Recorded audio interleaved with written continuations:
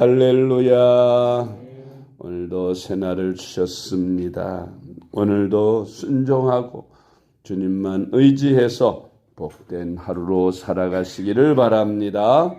오늘의 암송할 하나님의 말씀은 사도행전 5장 29절 말씀입니다. 사도행전 5장 29절 말씀. 베드로와 사도들이 대답하여 이르되 사람보다 하나님께 순종하는 것이 마땅하니라. 아멘. 할렐루야. 잘 되고 있습니다. 아멘. 오늘은 성경 속에 기록된 순종의 모델인 우리 신앙의 선배님들에 대한 말씀으로 은혜를 받고자 합니다. 하나님께 순종하는 것이 축복받는 길임을 우리는 많이 배웠습니다. 성경 말씀에 순종하여 축복받은 사람들을 성경에서 기록하고 있는데 그들은 어떻게 순종해서 복을 받았는지 오늘의 말씀을 묵상하고 우리도 그들에게 배워서 순종하는 삶을 살아 복된 인생으로 살아가기를 원하는 것입니다. 첫째로 주님이신 우리 주님께서 하나님 아버지께 순종하신 것을 성경은 기록하고 있습니다. 사람의 몸을 입고 아들의 몸으로 세상에 오신 우리 예수님, 하나님 아버지께 순종하는 모습을 우리에게 모범으로 보여주셨습니다. 예수님이 이 땅에 사람의 몸을 입고 오셔서 인류의 죄를 담당하시기 위하여 십자가를 지셔야 했습니다. 십자가의 고난은 인간의 몸을 입고 오신 예수님으로서도 도저히 감당하기 어려운 그런 끔찍한 형벌이므로 우리 예수님 할 수만 있으면 그 잔을 피하고 싶으셨습니다. 그래서 겟세마네 동산에서 땀방울이 핏방울이 되기까지 간절하게 3번씩이나 기도하시는 것을 봅니다. 그때 주님께서 기도하실 때에 나는 할 수 있으면 잔을 피하여 하나님의 뜻을 이루기를 원하지만 아버지의 뜻이 그렇지 않다면 아버지의 뜻을 따르겠다는 그런 기도를 하는 모습을 봅니다. 마태복음 26장 39절입니다. 조금 나아가사 얼굴을 땅에 대시고 엎드려 기도하며 이르시되 내 아버지여 만일 할 만하시거든 이 잔을 내게서 지나가게 하옵소서. 그러나 나의 원대로 마시옵고 아버지의 원대로 하옵소서 하시고 아멘. 예수님은 결국 내 뜻이 아니라 아버지의 뜻대로 순종하기를 원한다. 아버지께 맡기는 모습을 봅니다. 내가 필요한 것을 간구하지만 그러나 그것이 내 뜻이고 아버지의 뜻이 아니라면 아버지의 뜻대로 이루어지기를 원한다는 이 순종의 기도 모습 우리도 본받아야 할 줄로 믿습니다. 두 번째로 믿음의 조상이라 불리는 아브라함도 순종함으로 믿음의 조상이 되었습니다. 히브리서 11장 8절 말씀을 봅니다. 믿음으로 아브라함은 부르심을 받았을 때에 순종하여 장래 유업으로 받을 땅에 나아갈새 갈 바를 알지 못하고 나아갔으며 아멘. 이 아브라함이 믿음의 조상이 된 것은 순종했기 때문입니다. 하나님께서 아브라함에게 나타나셔서 아브라함아 너는 너의 본토 친척 아비집을 떠나 내가 네게 지시할 땅으로 가라 그랬어요. 그때 아브라함이 부모 형제의 친척 다 자리 잡고 있는 그런 고향 땅을 떠나라시는 하나님의 말씀에 순종을 하였습니다.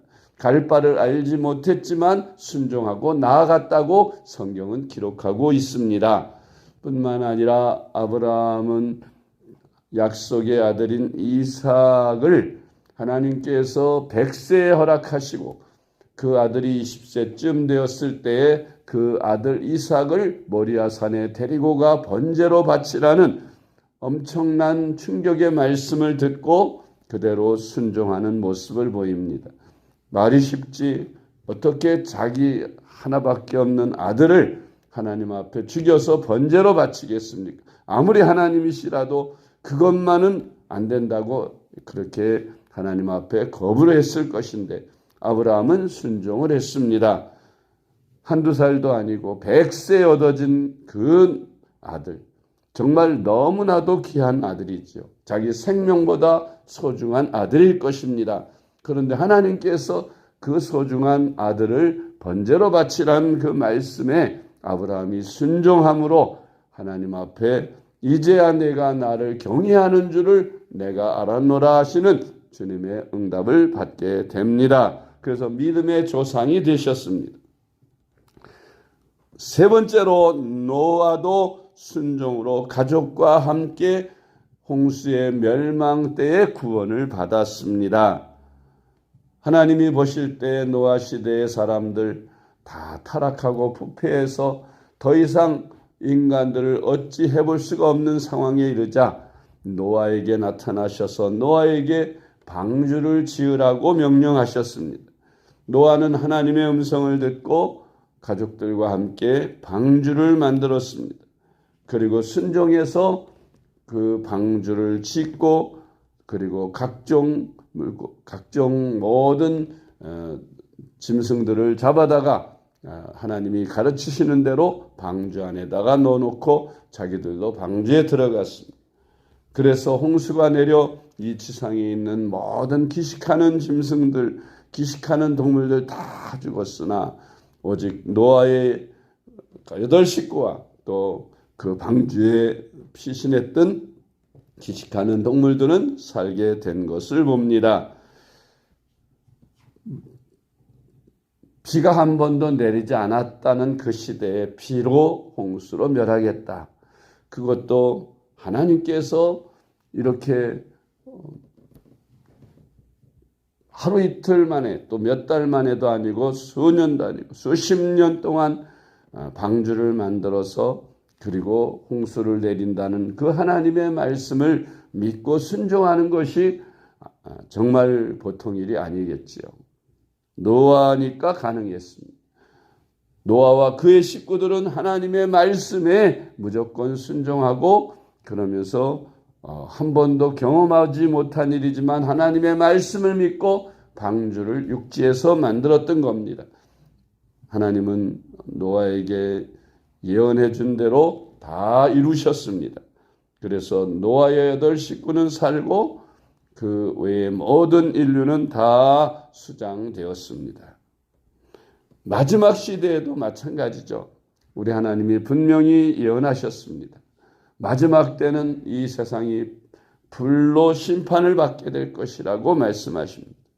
그래서 구원을 받으려면 예수님을 믿고 거듭나야 한다는 말씀을 사람들이 듣고도 믿지 않는 사람들은 노아의 때 사람들처럼 멸망할 것이고 노아처럼 순종하는 사람은 구원을 받게 되는 것입니다. 네 번째로 갈렙이라는 사람. 순종함으로 꿈에도 그리던 가나안 땅을 기업으로 받습니다. 이스라엘의 출애굽 지도자 모세도 들어가지 못한 가나안 땅은 여호수아와 갈렙 2 사람은 들어가게 됩니다.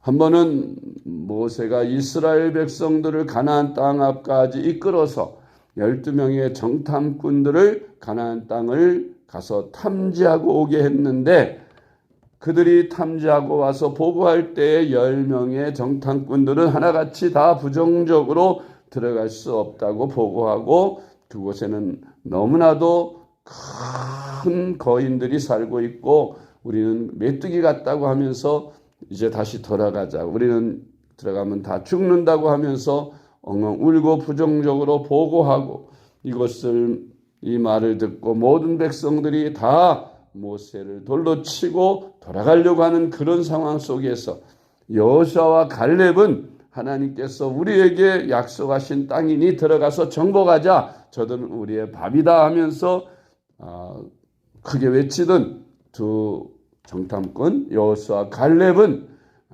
그렇게 가나안 땅에 들어가라 정복하라 하신 하나님의 말씀을 그대로 믿고 순종했기 때문에 하나님께서 그들의 모습을 보시고 들어가지 못하리라 하던 이스라엘 백성들 한 사람도 못 들어가게 하시고 들어갈 수 있다고 하나님을 믿고 신뢰했던 여호수아 갈렙은 가나안 땅에 들어가서 정복하였습니다.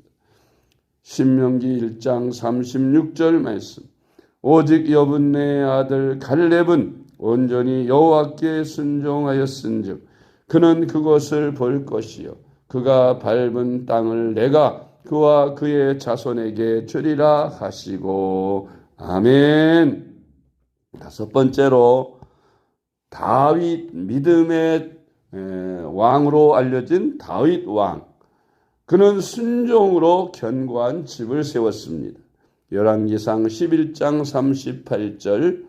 내가 만일 내가 명령한 모든 일에 순종하고 내 길로 행하며 내 눈에 합당한 일을 하며 내 종 다윗이 행함같이 내 율례와 명령을 지키면 내가 너와 함께 있어 내가 다윗을 위하여 세운 것 같이 너를 위하여 견고한 집을 세우고 이스라엘을 내게 주리라. 아멘.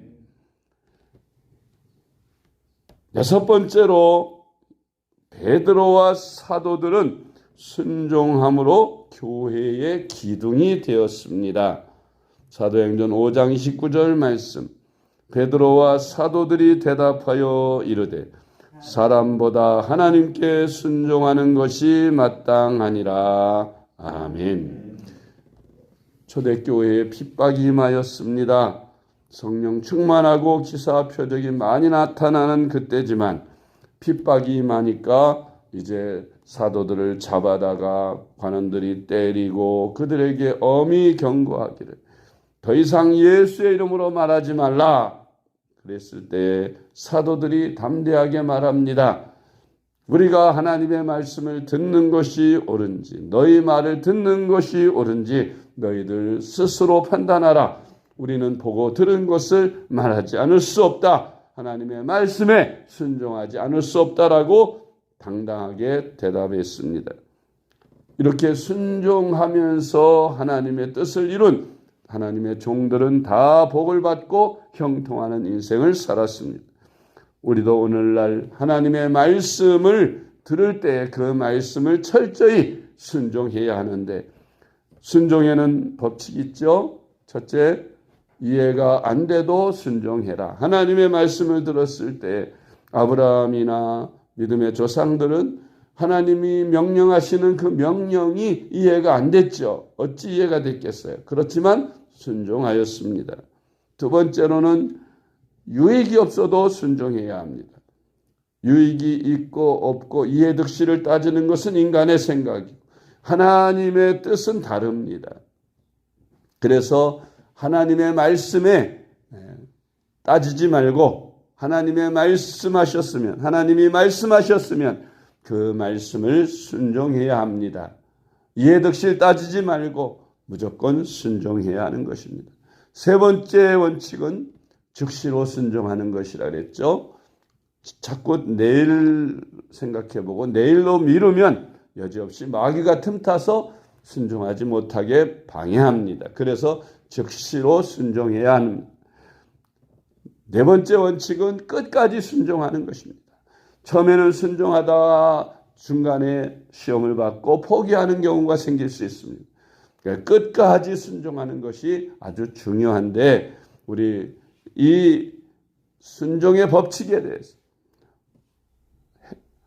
이해가 안 돼도 하나님은 나보다 지혜로우시고 하나님께서 전능하시니 하나님은 오류가 없으시고 하나님은 우리에게 분명하게 하심으로 무조건 순종해야 한다. 내 머리로 이해해서 순종하려고 하면 안 된다.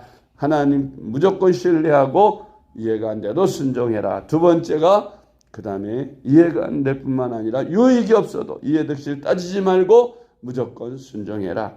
그리고 즉시로 하고 끝까지 해라. 이것이 순종의 기본적인 법칙입니다. 우리는 복을 받으려면 믿음의 조상들처럼 예수님처럼 하나님께 절대적으로 순종하는 삶을 살면, 무조건 순종하는 삶을 살면 하나님께서 복을 주시고 우리가 하나님 앞에 귀하게 쓰임받는 종이 된다는 사실을 믿고 어떤 환경이라도 핑계하지 말고 합리화시키지 말고 절대적으로 순종하며 살아가는 그런 저와 여러분이 될 수 있기를 주님의 이름으로 축복합니다.